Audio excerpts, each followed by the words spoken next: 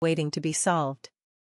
From NASCAR to IndyCar, he built machines that pushed the limits of legality and forced sanctioning bodies to rewrite their rulebooks.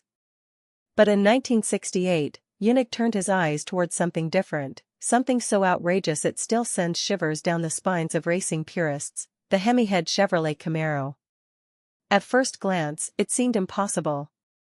Chrysler owned the Hemi. Their 426 elephant motor was terrorizing drag strips and NASCAR ovals across America.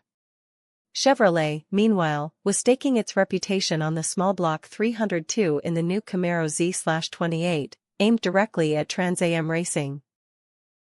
But Smokey, never one to accept limits, wanted to see what would happen if you married GM's muscle with Chrysler's most feared cylinder head design.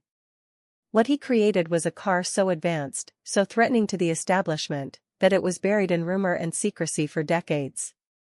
Was it real? Did it ever turn a wheel in anger? Or was it just another Smokey Yunick legend, cooked up to spook the competition?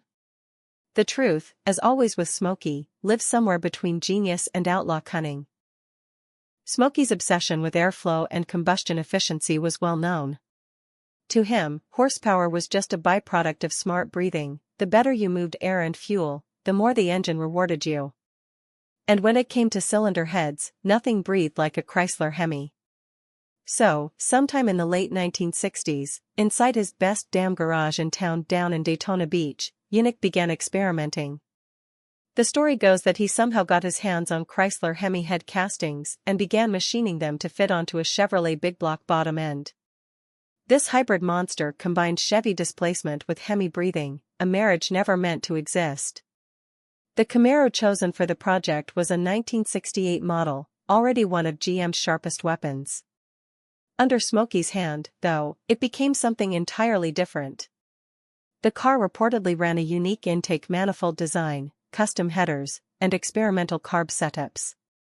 Every inch of the Camaro was massaged for speed. The engine, according to whispers, could make well north of 600 horsepower, numbers unheard of in Trans Am at the time. Of course, there was one small problem: it was illegal everywhere. NASCAR wouldn't touch it. Trans Am rules locked engines into factory-correct specs. And Chevrolet itself wasn't about to endorse a car that openly used Chrysler technology. Smokey, though, didn't care. For him, the act of building it was victory enough. He wanted to prove a point, that he could out-engineer Detroit itself. Rumors spread like wildfire. Some claimed the car was tested in secret at Daytona. Others swore it was hidden away after GM executives caught wind of it. There were even whispers that Smokey deliberately leaked the story to mess with Chrysler and Chevy at the same time, making both automakers paranoid about what he might unleash on race day. The truth? Only Smokey knew for sure. And Smokey never gave away the full story unless it suited him. The Hemi Head Camaro never raced officially. There are no sanctioned results, no trophy photos, no official lap times. But its shadow has loomed over racing history for more than half a century. What makes the story so enduring is how perfectly it fits the Smokey Yunick legend. This was a man who once built a 7/8 scale Chevy Chevelle to sneak under NASCAR's weight rules.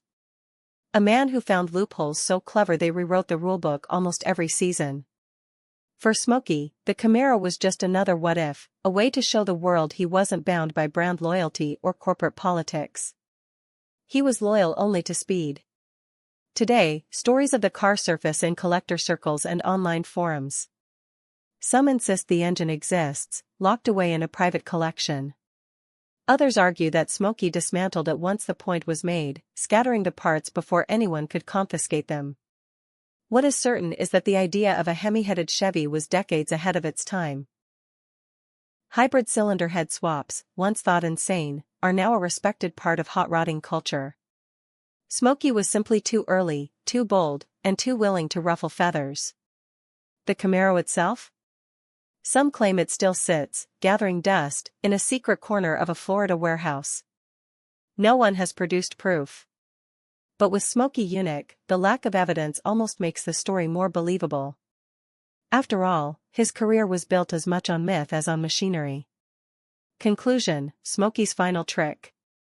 In the end, the shocking truth behind Smokey Yunick's Hemi Head Camaro is that it represents everything Smokey stood for. It wasn't about trophies or corporate backing. It was about daring to imagine something no one else had the guts to build. Whether the car ran a single lap or simply sat as a provocation, it accomplished its mission. It made Detroit nervous, it made racers dream, and it made Smokey Yunick's legend even larger. The 1968 Camaro with Hemi heads may never have become a household name, but in racing garages, barroom debates, and late-night bench racing sessions, it's immortal. It stands as proof that Smokey Yunick wasn't just a mechanic, he was America's original racing outlaw, a man who turned the impossible into rumors so loud they still echo today.